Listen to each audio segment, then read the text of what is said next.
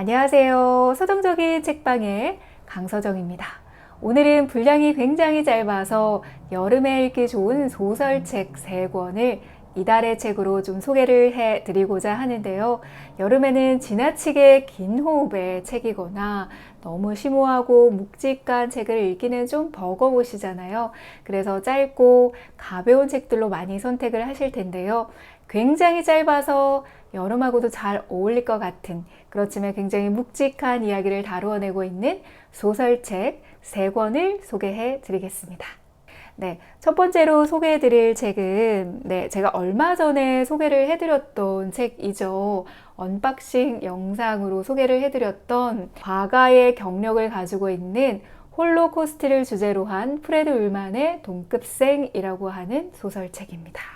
네, 두껍지 않은 분량의 소설책인데요. 제가 새로 산 책 중에서 가장 먼저 선택을 해서 읽었던 책이에요. 홀로코스트를 주제로 한, 나치즘을 주제로 한 책을 좀 읽고 싶다라는 생각이 들어서 선택을 했던 책인데 너무너무 만족스러운, 너무 괜찮은 소설책을 만났다라는 생각을 하게 되었습니다. 홀로코스트를 주제로 한 책 중에서 가장 서정적이기도 하고요. 그리고 가장 많이 판매가 된 책이라고도 하거든요. 매년 세계적으로 10만 부 이상이 판매가 되고 있으면서 우리나라에서도 스테디셀러를 기록하고 있는 책이니 여러분들도 주목해 주시기 바랍니다. 이 책의 뒷표지에는 이런 문구가 있는데요. 친구를 위해서라면 기꺼이 죽을 수도 있다고 말했던 동급생 두 소년의 아름다운 우정과 이별이라는 문장이었었는데요. 이 문장이 제가 마지막 페이지를 읽을 때까지 머릿속에서 떠나지가 않더라고요. 나이가 들면 들수록 이 우정이라는 것에 대해서 좀 덤덤해지기는 하지만 예전에 어렸을 때를 좀 생각해 보면 이 우정이라는 감정 때문에 내 마음이 다치기도 하고 마음이 굉장히 혼란스럽기도 하고 했었던 기억이 나거든요. 무엇보다 애쓰지 않아도 나도 모르게 어느 순간 자연스럽게 스며드는 것이 우정이고 그런 우정이 오래 간다라는 생각이 들고요. 이 책에서는 우정이라는 감정을 어떻게 다루고 있는지도 많이 궁금했었던 책입니다. 1930년대 독일의 슈투트가르트를 배경으로 유대인 소년과 독일 귀족 출신의 소년 사이의 우정을 담아내고 있는 이 소설은 홀로코스트, 나치즘이라고 하는 주제를 전면에 직접적으로 나타내지는 않는데요. 특유의 서정적인 문장을 따라서 우정의 이야기를 읽다 보면 저도 모르게 깊이 있게 빠져들게 되고 반유대 문화가 빠르게 확산되고 있는 시대적 배경을 조금씩 감지하면서 약간의 긴장감을 가지고 읽게 되는데요. 나치즘이 발현되기 이전에 독일의 상황에서 두 소년이 어떻게 우정을 만들어가고 그 우정이 어떻게 깨져나가는지를 이야기가 진행되면 진행될수록 엄청난 긴장과 함께 읽게 되고 마지막 문장에서는 정말 심장이 덜컥 떨어져 나가는 정도의 충격과 감동을 주는 엄청난 반전이 있는 그런 소설이었습니다. 굉장히 순수하고 깨끗한 우정의 이야기를 읽어가고 있지만 나치즘과 홀로코스트가 가지고 있는 그 무서운 파괴력과 잔혹함이라고 하는 감정들이 약간의 BGM처럼 소설에 전반적으로 깔려져 있기 때문에 마음 한켠은 굉장히 무겁게 소설을 읽게 되거든요. 제2차 세계대전이 일어나기 이전에 독일의 시대적 배경 안에서 두 소년의 우정이 어떻게 참혹하게 깨지게 되고 침몰하게 되는지 그 잔혹하고 비인간적인 세력에 의해서 그 아름다웠던 추억과 어떤 성장 과정에서의 즐거움들이 어떻게 파괴되어 가는지 이야기를 읽다 보면 지나치게 대조적인 두 상황들로 더 마음이 아프게 다가오는 것 같고요. 마지막 한 문장이 전부 다 했다라고 생각할 수 있을 정도로 정말 폭발적인 감정을 불러일으키면서 반전을 주는 엄청난 소설이다라는 생각을 했습니다. 왜 많은 사람들이 읽는지 알겠다라는 생각을 마지막 한 문장을 읽으면서 생각을 했었는데요. 실제로 프레드 울만은 1901년 독일의 슈투트가르트에서 태어난 유대계 작가이고요. 자전적 소설이라는 생각이 들 정도로 인물과 어떤 그 이야기의 흐름이 엄청 생생하게 다가오는 느낌이었었고요. 어떤 화가라고 하는 경력이 가지고 있는 그 세밀하고 미학적인 부분들이 문장 곳곳에 담아져 있어서 그 문장을 읽어나가는 재미도 굉장히 큰 작품이었습니다. 홀로코스트를 주제로 한 이야기이지만 엄청 잔잔하고 서정적으로 이어지는 이야기에 푹 빠져서 읽게 되고, 마지막에 모든 것을 한 번에 전율하듯이 느낄 수 있는 이 소설적 장치에서 소설가의 위대함을 또 한 번 느끼게 되었던 작품이고요. 개인적으로는 독서 모임에서도 굉장히 좋을 것 같고요. 자녀를 키우는 부모님과 자녀가 함께 읽기도 굉장히 좋은 책이다라는 생각이 들었습니다. 저는 이 책을 가장 먼저 조카에게 추천을 해줄 생각입니다. 첫 번째 책으로 프레드 울만의 동급생 소개를 해드렸고요. 두 번째로 소개해드릴 책은 말이 필요 없는 김금희 작가님의 신작 소설 첫 여름 완주라고 하는 장편 소설입니다. 김금희 작가님은 제가 너무너무 애정하는 작가이고, 가장 최근에 급격하게 좋아하게 된 한국 작가를 한 분 뽑아주세요 라고 하면 저는 단연코 김금희 작가님을 꼽을 것 같고, 또 짧은 기간 동안 꽤 많은 작품을 읽었던 작가이기도 한 것 같습니다. 신작 소식을 듣자마자 그 교보문고에서 예약 판매로 예약을 해서 받았던 책인데요. 시국이 시국인지라 택배 박스를 받았지만 어둠 속에 밀어놓고 책을 읽지 못했었어요. 스트레스가 너무 많아서 글을 읽기가 너무 힘들더라고요. 저만 그런 거 아니었죠. 그리고 이제 6월이 되면서 좀 여유를 찾기 시작을 하면서 이 책도 빛을 보게 되었고, 동급생을 읽고 나서 바로 읽게 되었던 소설책입니다. 너무 예쁘죠. 배우 박정민 님께서 운영하시는 무제출판사에서 출간된 듣는 소설 시리즈 첫 번째 작품이 바로 김금희 작가님의 작품인데요. 이 표지도 저는 너무너무 마음에 들고요. 컬러도 너무너무 마음에 들고 디자인도 너무너무 마음에 드는 책입니다. 묻지 않고 따지지 않고 아무런 경계심 없이 읽을 수 있는 몇 안 되는 작가 중에 또 한 작가님이신 것 같습니다. 첫 여름 완주라고 하는 각각의 낱말들이 주는 그 싱그러움과 퍽 근사한 부분들이 있는 것 같아서 엄청 기대를 하면서 읽었었는데요. 이 책은 돈을 갚지 않고 떠나버린, 사라져버린 선배 고수미의 고향 완주마을을 찾아가는 주인공이 등장을 하는데요. 성우였지만 고달픈 삶에 의해서 목소리를 잃게 되고요. 우울증으로 인해서 정신과 치료도 받았던 인물인데요. 이 완주마을에서 합동 장의사이자 매점을 운영하고 있었던 고수미 어머니의 집에서 살게 되면서 이 완주마을의 사람들을 만나면서 조금씩 자신을 회복해 나가는 이야기인데요. 저는 처음에 이 완주라는 단어가 끝까지 무언가를 해낸다라는 의미를 담고 있다라고 생각했는데, 역시 그런 의미도 있지만 이 소설 속에 등장하는 마을의 이름이기도 합니다.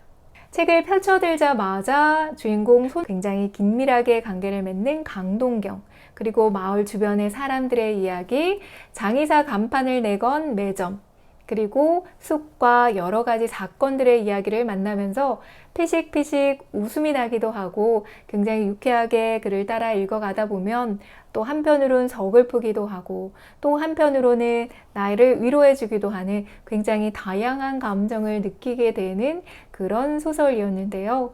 김금희 작가님의 두 편의 소설을 연달아 읽으면서 유독 더 많이 생각하게 되는 부분은 김금희 작가님의 앞으로의 행보와 앞으로 나올 작품이 엄청나게 기대가 된다라는 것이고요. 특유의 그 마음씀이 담겨져 있는 따뜻한 문장에서 우리가 위로를 받기도 하지만 또 한편으로는 마음 한구석에서 나도 모르게 일어나는 그 작은 소용돌이에 의해서 뭔가 내면의 강한 에너지도 느껴지게 된다라는 느낌을 받는데요. 네, 나이가 들게 되면 김금희 작가님의 작품이 엄청나게 더 빛을 발하지 않을까라는 생각을 하면서 또 기대를 하고 있습니다. 완주마을에서 만난 사람들의 이야기에는 숲과 자연을 예찬하는 인물을 통해서 깊은 우울의 신체화를 극복해 나가는 이야기와 동네 아이들의 이야기에서는 다문화 가정의 이야기, 그리고 골프장 건설과 관련되어 있는 이야기에서는 무분별한 개발과 이권 문제를 다루기도 하고요. 공감과 웃음을 자아내는 깨알 같은 정치적 풍자도 잊지 않아서 저는 그 부분도 굉장히 좋았었고요. 이 마을을 둘러싼 주인공과 주변 인물들의 각각의 삶을 통해서 그들이 어떻게 그들의 삶을 완주해 나가기 위해서 살아가고 있는지 다른 각양각색의 삶을 보여주면서 독자에게도 좀 고달프지만 여러분들의 삶을 놓치지 않고 완주해 나가기를 바라는 응원도 함께 실어놓은 책인 것 같습니다. 듣는 소설이 저에게는 아직 좀 생소하거든요. 오디오북을 한 번도 경험해보지 않아서 이 책이 듣는 소설의 시리즈 첫 번째로 나왔던 소설이다 보니 지문과 대화체로 이루어져 있는데요. 장면 장면을 쉽게 상상할 수도 있었고요. 지문을 통해서 쉽게 또 장면 전환을 하면서 읽을 수 있는 새로운 색다른 느낌을 받았던 소설책이기도 합니다. 이 책은 이런 소개도 함께 있어요. 시각장애인과 비장애인이 함께 즐기는 출판사 무제의 듣는 소설 시리즈 첫 작품이라고 되어 있는데요. 김금희 작가님의 역제안으로 시각장애인과의 미팅을 하시고 이 책이 탄생했다라는 또 비하인드 스토리도 뒷부분에 살짝 언급을 해 놓으셔서 그런 부분에 있어서도 김금희 작가님의 섬세하고 따뜻함이 배어있는 작품이다 라는 생각이 드는 소설책입니다. 네, 여름에 너무 잘 어울리겠죠? 네, 첫 여름 완주라는 소설책 두 번째로 소개를 해드렸고요. 마지막으로 소개해드릴 책은 짠! 실물은 없고요. 제가 이북에 다운을 받아서 읽은 아멜리 노통부의 머큐리라고 하는 작품입니다. 제가 아주 예전에 몇 회인지는 기억이 잘 나지 않는데요. 오래전에 너무너무 재미있게 읽었던 오후 4시라는 작품의 주인공이기도 하고요. 벨기에 출신의 프랑스 베스트셀러 작가 아멜리 노통부의 작품 머큐리를 읽었습니다. 저도 까마득하게 잊고 있던 작가였었는데요. 이번에 도서관에 가서 남궁인 작가님의 차라리 재미라도 없든가 라고 하는 난다 출판사에서 나왔던 시리즈 중에 한 권이었던 남궁인님의 책 일기를 묶어놓은 에세이집을 하나 가지고 왔었거든요. 남궁인 작가에 대해서 잘 몰랐었는데요. 엄청나게 책에 진심이고 진지하게 깊이 있게 책을 읽어왔구나를 그 책 리스트와 그 책 일기 안에서 많이 느낄 수가 있었고요. 나와 한 25% 정도는 공통적인 교집합이 있으시긴 한데 그래도 처음 보는 책들이 굉장히 많아서 뭔가 새로운 책을 소개받는 느낌도 좋았고 내가 읽었던 책들을 이분은 어떻게 읽었는지 다른 관점에서 살펴보는 재미도 있는 책이었는데요. 그 책 안에 아멜리 노통부의 머큐리가 소개가 되어 있었고 그 소개글이 너무 좋아서 아멜리 노통부 읽어보자 라고 하는 생각을 하면서 너무 빨리 읽고 싶은 거예요. 오후 4시도 너무 재미있게 빨리 읽었던 작품이라 워낙 분량도 작다라는 것을 알고 있기 때문에 바로 읽고 싶다라는 생각이 들어서 이북에 다운을 받아서 읽게 된 작품인데요. 역시나 아멜리 노통부는 나를 실망시키지 않는구나 라는 생각을 하면서 재미있게 읽은 작품이었습니다. 아멜리 노통부의 소설은요, 엄청나게 기발한 아이디어와 재치 그리고 독특함과 개성을 함축한 아멜리 노통부의 멋진 세계를 담은 어떤 배경이 설정이 되어 있고요. 그 안에서 아멜리 노통부가 이야기하고자 하는 메시지를 서사를 이어나가는 것 같아요. 이번 소설도 역시나 엄청나게 자극적이면서도 독특한 설정을 해 놓았는데요. 무엇도 반입할 수 없는 섬 안에 굉장히 추악하고 늙은 80대 노인 롱크루 선장이라는 분이 세상에서 가장 아름답다라고 이야기해도 과언이 아닐 만큼 눈부시게 아름답지만 본인은 스스로 괴물이라고 생각하는 멋진 여인 하젤을 양녀로 삼아서 살고 있었는데요. 이 하젤과 이 롱크루 선장 간에는 굉장히 미묘한 관계가 있고요. 어느 날 이 하젤이 갑자기 시름시름 앓기 시작을 하면서 하젤의 간호를 위해서 내륙에서 프랑스와즈라고 하는 간호사를 섬에 데리고 오면서 뭔가 극적인 이야기들이 또 풍성하게 이어지는 그런 소설이었는데요. 읽는 내내 정말 좀 신선하고 정말 독특하다라는 생각을 하면서 읽었지만 그 이야기 안에서 담고 있는 아멜리 노통부의 메시지는 아름다움과 추함에 대한 어떤 정의를 이야기하고 싶었던 것 같고, 이 하젤과 프랑스와즈 그리고 롱크루 선장의 대화를 중심으로 이루어지는 이 서사 안에서 각각의 입장에서 이야기하는 각각의 사랑과 아름다움이 어떤 것인지를 듣다 보면 내가 생각해왔던 사랑과 혹은 아름다움에 대해서 다시 한번 생각하게 되고 올바른 방향에 대해서 다시 한번 정리하게 되는 그런 느낌도 받게 되는 소설이었고요. 이 등장하는 인물들의 대화 안에서 아멜리 노통부의 문학에 대한 생각을 다양한 작품을 통해서 이야기하는 부분도 저는 아멜리 노통부를 좋아하는 독자 입장에서는 신선하고 굉장히 좋은 부분이었던 것 같아요. 이 설정만으로도 엄청난 호기심을 자극하기는 한데요. 여기에 등장했던 인물들 중에 저에게는 좀 생각을 많이 하게 만들어줬던 인물이 아름답지만 스스로를 괴물이라고 생각했던 하젤이라고 하는 인물이었었는데요. 그 하젤에 대해서 좀 더 이해할 수 있는, 그리고 저에게는 굉장히 인상적이었던 문장 하나를 좀 소개를 해드리려고 합니다. 이런 문장이 있었어요. 사람들 말이 재수는 자유를 원치 않는다고 하는데 그게 사실이었군요. 당신은 파브리스 델 동과 똑같이 굴고 있어요. 당신은 당신의 감옥을 좋아해요. 당신의 문에는 소위 당신의 취향이라는 그 빗장밖에 없어요. 내가 지금 그 열쇠를 당신 손에 쥐어주는데 당신은 그걸 뿌리치고 있어요. 라고 하는 문장인데요. 이 아름다운 여인은 자신이 아름답지 않다라는 사실 때문에 굉장히 힘들고 괴로운 삶을 살게 되는데요. 자신이 굉장히 아름다운 사람이다라는 것을 알게 되는 순간, 스스로 자신의 존재를 인정하고 정체성을 찾는 것 같은 느낌을 받아서 그 부분이 굉장히 안타깝기도 하고 아멜리 노통부가 이야기하고자 하는 핵심적인 메시지가 담겨져 있는 인물이 아닌가라는 생각을 했었고요. 이 책은 두 가지 결말로 끝나거든요. 소설이 끝났는데 마지막 결말 부분이 다시 다른 선택지로 쓰여져 있어요. 그래서 너무너무 당황스러웠어요.